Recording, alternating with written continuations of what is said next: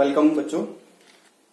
अब हम स्टार्ट कर रहे हैं कक्षा 8 के लिए चैप्टर नंबर 2, एक चर वाले रेखीय समीकरण। एक चर वाले रेखीय समीकरण। तो सबसे पहले इसमें जो टर्म्स आ रहे हैं हम उनको समझेंगे। पहले रेखीय समीकरण को समझने से पहले हमको ये समझना है समीकरण क्या होता है।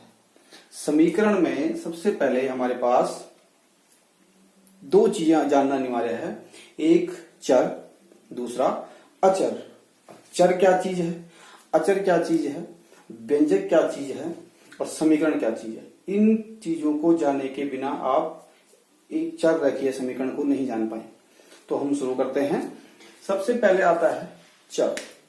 चर चर उसकी शब्द से ही लग रहा है चर। चर मीन्स चलने वाला या विचरण करने वाला। चर हर जगह पे जिसकी वैल्यू चेंज होती है। चर एक नॉर्मल भाषा में समझें कि हमने गाय अगर घर में बांधी हुई है, हम उसको चरना नहीं कहेंगे, उसको कहेंगे घर में घास खा रही है। चरना कब कहेंगे, जब उसको खुला छोड़ दिया गया है। खुला छोड़ दिया गया मतलब वो खुले मैदान में छोड़ रही है और चर रही है, कभी यहाँ पे कभी वहां पे कभी, तो वो है चर। चर का मतलब है जिसका मान बार बार बदलता रहता है, उनको हम चर कहते हैं। तो चर के रूप में हम लिखते हैं एक्स, वाई, जेड, ए, बी, सी। कैसे?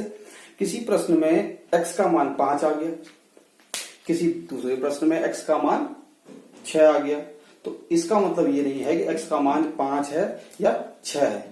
परिस्थिति के अनुसार x का मान, y का मान बदलता रहता है, इसलिए उसको हम चर कहते हैं। अब अचर की बात करेंगे। अचर का मान हमेशा फिक्स होता है, हम उसको कांस्टेंट भी कहते हैं। x अचर, अचर वो हो गया जैसे 5, 6, 7 अंक। 5 हमेशा 5 ही रहेगा, 5 को हम 6 नहीं बोल सकते हैं, इसलिए हम अचर वो हो गया वैल्यू 5, 6, 7, 8, 100। ये चीजें अचर है। अब व्यंजक क्या हुआ?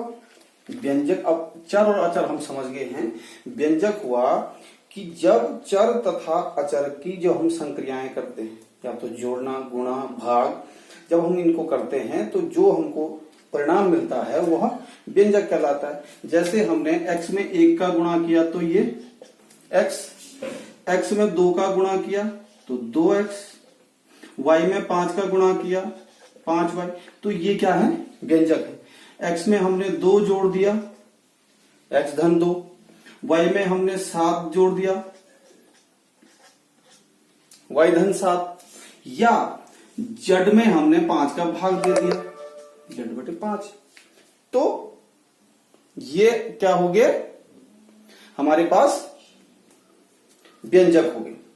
व्यंजक का मतलब क्या हुआ? जब चर तथा अचर की हम संक्रियाएं करते हैं तो हमको जो परिणाम मिलता है वह व्यंजक कहलाता है। अब आती है बात समीकरण। समीकरण का मतलब होता है समान। अब समीकरण में एक यह चिन्ह का बहुत महत्व है, ये बराबर। इस बराबर के आगे और पीछे 2 पक्ष होते हैं, इसको हम बायां पक्ष बोलते हैं। इधर जो होगा बायां पक्ष और इधर जो होगा दायां पक्ष। 2 पक्ष होते हैं समीकरण में। इसका मतलब कि जैसे तराजू होता है हमारे पास, इस तराजू में जितना हम यहां रखेंगे, अगर जितना यहां है उतना ही यहां भी रखना पड़ेगा, तब जाके वो बीच में बराबर दिखाएगा। तो यह एक समीकरण की एक प्रकृति है। तो समीकरण का जैसे एक उदाहरण के लिए हमने रख दिया कि 2x बराबर 10। तो यह समीकरण कैसे हो गई? समीकरण इसलिए हो गई क्योंकि इसमें जो ये x का मान होगा, x का मान ऐसा होगा जो इस 2 के साथ गुणा करके 10 आएगा, तभी यह समीकरण कहलाएगी। अगर यह x का मान 2 से गुणा करके 10 नहीं आएगा तो यह समीकरण नहीं कहलाएगी। तो हम कह सकते हैं कि अब हम अंदाजे से लगा सकते हैं कि 2 में कितने का गुणा करेंगे 10 आ जाए, तो कोई भी बता देगा कि 2 गुणा गई 5 बराबर 10।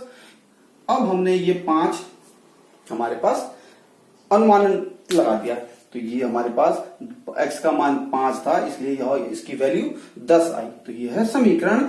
लेकिन अब हमको समीकरण को निकालना कैसा है x का मान, तो हम एक नियम होता है कि कभी भी ये चर तथा अचर में अगर यहां देखो ये गुणा हो रखा है, अगर यह गुणा है और बराबर के बाद क्या है 10, यह संख्या बराबर के बाद जाकर के इसके भाग में चली जाएगी, क्योंकि यहां गुणा है, बराबर से पहले गुणा है तो बराबर के बाद भाग, तो इसलिए x बराबर 5 आ गया।